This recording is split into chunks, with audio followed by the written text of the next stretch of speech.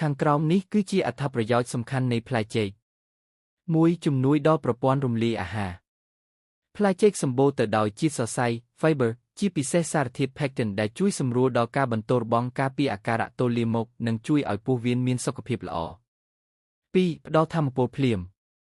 ចេកមានជាតិស្ករធម្មជាតិចំនួន3ប្រភេទគឺ sucrose, fructose និង glucose រួមជាមួយជាតិសរសៃវាជាប្រភពថាមពលដ៏ល្អបំផុតសម្រាប់អ្នកហាត់ប្រាណឬអ្នកដែលធ្វើការហត់នឿយ 3. ជំនួយសុខភាពបេះដូង ចេកសម្បូរទៅដោយ potassium ដែលជាសារធាតុរ៉ែដ៏សំខាន់សម្រាប់រក្សាកម្រិតសម្ពាធឈាមឲ្យមានតុល្យភាព កាត់បន្ថយហានិភ័យនៃជំងឺបេះដូងនិងការដាច់សរសៃឈាមខួរក្បាល 4. ជំនួយដល់ផ្លូវចិត្តនិងអារម្មណ៍ ក្នុងផ្លែចេកមានសារធាតុ tryptophan ដែលរាងកាយបំប្លែងទៅជា serotonin អរម៉ូននៃក្តីសុខ វាជួយកាត់បន្ថយភាពតានតឹង stress ជួយឲ្យអារម្មណ៍ស្រស់ថ្លានិងគេងលក់ស្រួល 5. ជំនួយដល់ការសម្រកទម្ងន់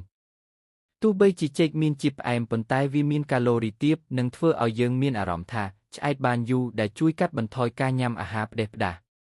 6. ជំនួយសុខភាពតម្រងនោម ការញ៉ាំចេកក្នុងកម្រិតសមរម្យជាប្រចាំអាចជួយរក្សាសុខភាពតម្រងនោមឲ្យរឹងមាំដោយសារឥទ្ធិពលនៃ potassium ដែលមាននៅក្នុងនោះ